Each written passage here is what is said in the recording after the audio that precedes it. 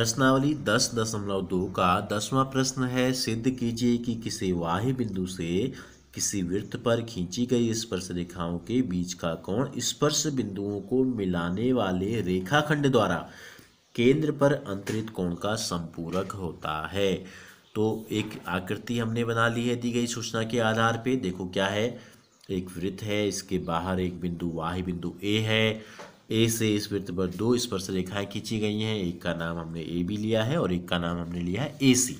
ठीक है, तो हमसे ये कहा गया है कि स्पर्श रेखाओं के बीच का कोण, तो यानी कि कौन सा कोण, बी ए सी। सिद्ध क्या करना है, यहाँ पर लिखते हैं, दिया है ये जो चित्र हमने बनाया है ये सब कुछ दी गई चीजें। ठीक है, सिद्ध करना है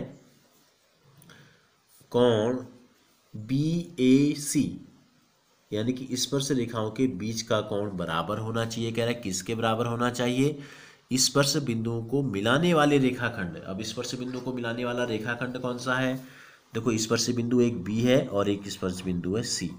इन दोनों को मिलाने वाला जो रेखाखंड है उसका नाम होगा बी सी।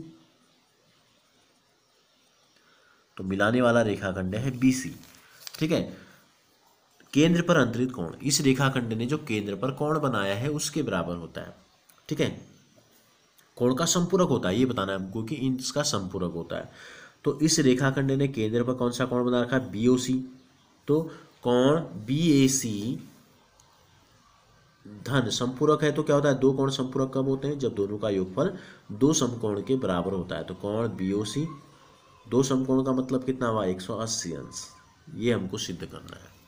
ठीक हो गया, तो हम आते हैं आकृति में, हल की तरफ हम बढ़ते हैं।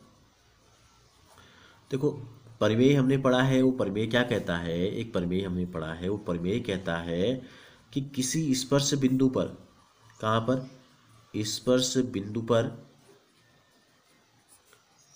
जो त्रिज्या होती है, स्पर्श बिंदु को केंद्र से मिलाने वाली त्रिज्या भी कह सकते हैं, ये लंब होती है हमेशा, कहाँ, स्पर्श रेखा पर।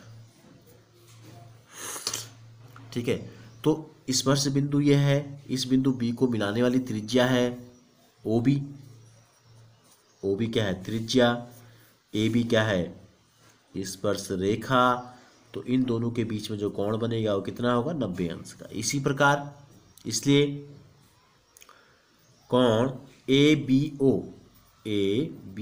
ओ लंब होगा कोण, ठीक है, ए बी, या हम ऐसे लिख सकते हैं, ए बी ओ नहीं लिख सकते, हम लिखेंगे कि भुजा ए बी जो है वो लंब है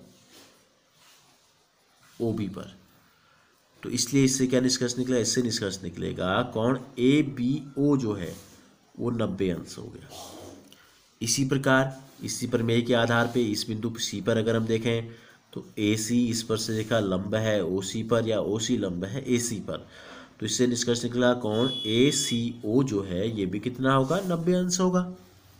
समीकरण नंबर 1 और 2 इनको ले लेते हैं हम। अब हम क्या करते हैं, चतुर्भुज में लेते हैं, जो चतुर्भुज हमको दिखाई दे रहा है ए ओ बी ए सी। ठीक है, तो इस चतुर्भुज को लेते हैं, चित्र हमको दिखाई दे रहा है, ये कोण भी 90 हमारा आ गया है। तो चतुर्भुज ओ बी ए सी में चतुर्भुज के कोणों का योगफल निकालते हैं। क्या हो जाएगा, कोण ओ धन कोण ए धन कोण बी धन कोण सी बराबर 360 अंश। समीकरण नंबर 3 क्यों हुआ, इसको हम बोल सकते हैं चतुर्भुज का कोण योग गुण। जैसे त्रिभुज का कोण योग गुण होता है, ऐसे चतुर्भुज का कोण योग गुण भी होता है, यानी कि चतुर्भुज के चारों कोणों का योगफल हमेशा 360 अंश होता है। अब कोण बी और कोण सी जो हमने लिखा, ये दोनों क्या है, 90 हैं यहाँ से। तो कोण ओ का मतलब है ये वाला कोण, यानी कि जिसको कि हमने नाम दिया है कोण बी ओ सी। ठीक है, कोण ए का मतलब है कोण बी ए सी, धन कोण बी यानी कि 90 अंश, और कोण सी का मान भी आ गया 90 अंश बराबर 360 अंश। ठीक है, 90 में 90 जोड़ने कितना आएगा, 180 अंश आ जाएगा। ये हो जाएगा कोण बी ओ सी धन कोण बी ए सी, यानी कि एक बी ए सी जो है स्पर्श रेखाओं के बीच का कोण है, और बी ओ सी जो है स्पर्श बिंदु को मिलाने वाले रेखाखंड द्वारा केंद्र पर अंतरित कोण है, बराबर 360 आ गया। तो कोण बी ओ सी धन कोण बी ए सी बराबर कितना हो जाएगा 360, धन 180 बराबर के दूसरी तरफ गया तो ऋण 180, 360 में से 180 घटाएंगे तो आ जाएगा 180 अंश।